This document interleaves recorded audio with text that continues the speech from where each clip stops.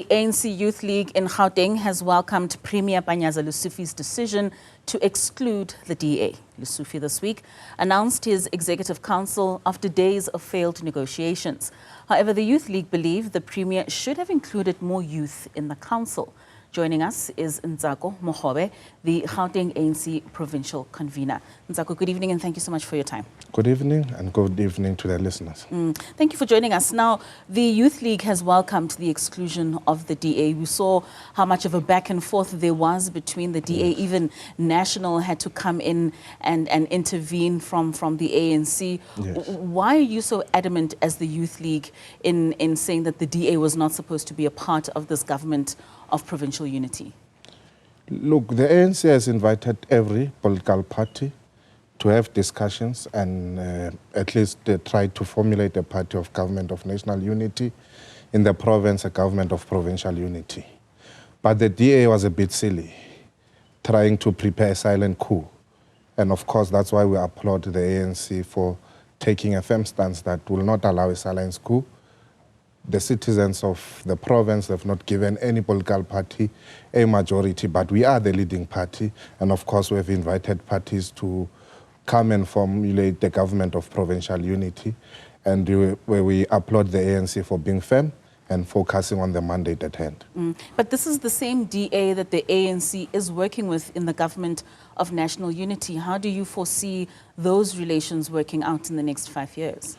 There are no contradictions. I think the DA found each other with the national leadership of the ANC.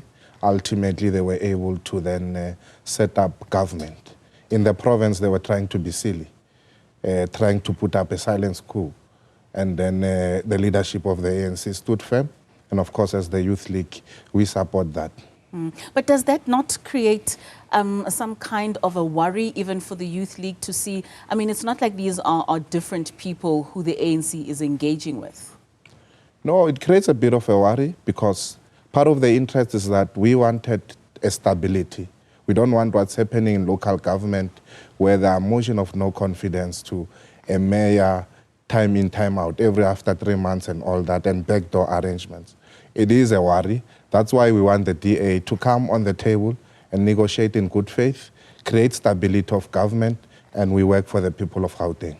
But of course, the door, as the Premier said, for the DA to be included in this government of provincial unity is still open. One concern that you also had as the Youth League is the exclusion of young people within the Gauteng executive. What conversations, if any, have you had with the Premier, and how did he come to a decision of not including some young people and some young voices? Yeah, I think the conference of the Youth League last year, June, the national conference pronounced itself clearly that we want young people to then take part in serious corridors of power, and we want to ensure that young people are CEOs, young people hold senior management positions.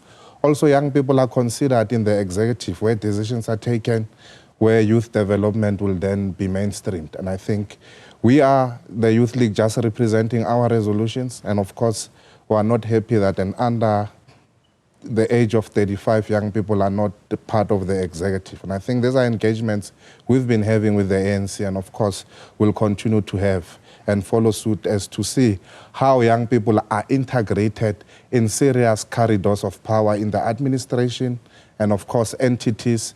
And of course we'll continue to pursue the executive that at least we must have a representation of young people.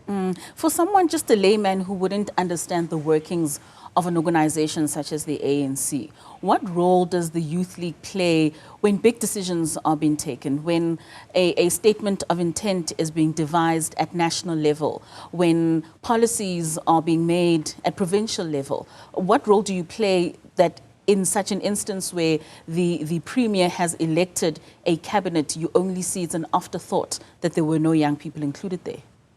We play a serious role in the ANC. We are part of structures of the ANC. We serve as ex-officials in the ANC. Structures in the province, even nationally. We serve in the PwC of the ANC. We contribute to decisions that are taken, but ultimately, in formulating government, you know that it becomes a prerogative either of the president in the province will become that of the Premier. And of course, they will apply their mind even after all engagements and, of course, come to a conclusion.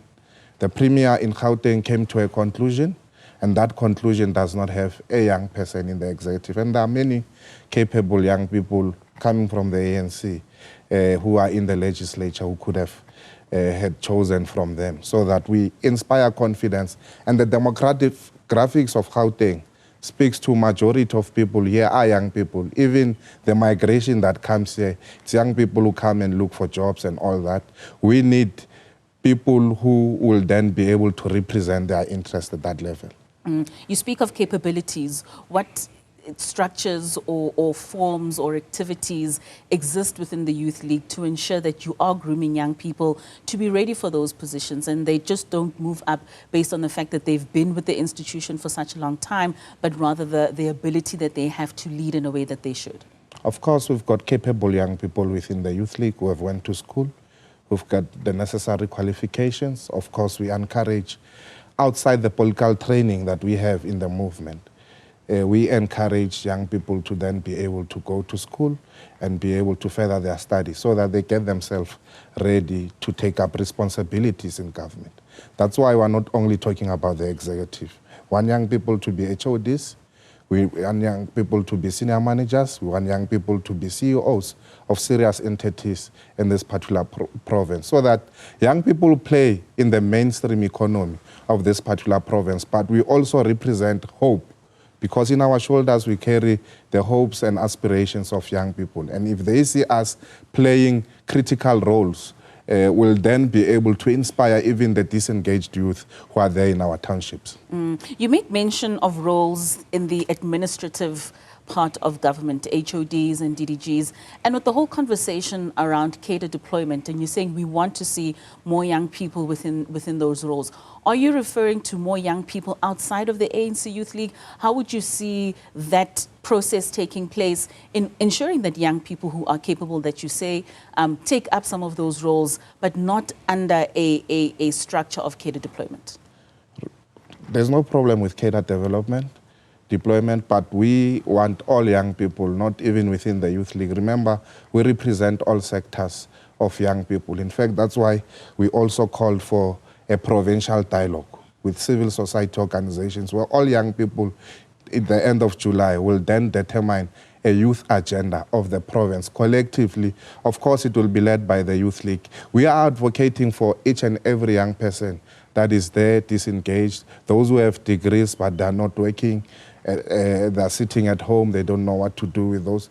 We're saying they must come on forth so that the Youth League is able to assist them to then be able to then take up those particular responsibilities in government. Because we serve in structures where we are able to at least raise up a voice that young people are there, they are capable, can they be given a chance and space. And in the National Assembly, do you think there's a good representation of young people, especially those that serve as ministers and deputy ministers? Of course, the president of the ANC has demonstrated confidence in young people. There's a number of them. You know, your Zuko Kolempi, the deputy president of the Youth League, is a deputy minister, Nonqeba Mhlauli, and many more. And of course, generationally, the president was then able to even mix up generations. So that's why we feel that in Gauteng, and a province that is as big as Gauteng, would have needed that type of representation. Lastly, what work do you believe the Youth League needs to do in not only galvanizing young people to join the Youth League, but more so to see economic streams being taken up by young people across Gauteng and across South Africa, and ensuring that young people who are supposed to be taking up some of these leadership roles are groomed now outside of the institution of the ANC Youth League?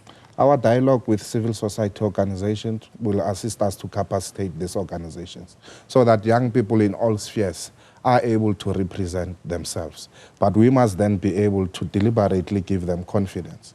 And of course, in rallying up young people, it's not only just about making them to be political and support, of course, the ANC. Of course, part of our twin task is to rally young people behind the vision and banner of the ANC. That is, of course, making sure that young people are not disengaged and they fall into drugs. Young people that are not disengaged, they end up being criminals, and then they become perpetrators of gender-based violence and all that. So we do a lot of these activities with our structures on the ground, give confidence to young people to then be able to compete with their peers. I know I said lastly, if we're looking at the number of young people that went out to vote in the last polls, do you think the ANC Youth League's relevance is still impactful amongst young people?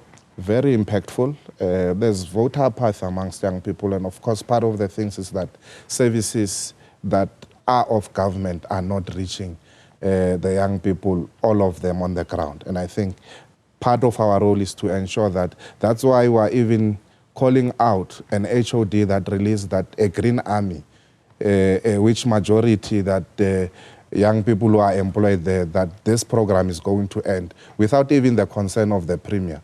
That's why we're saying to the Premier that HOD must then be fired, because they have no interest of youth development and ensuring that young people are not disengaged. They are active in ensuring that the economy of the province, they're able to participate fully.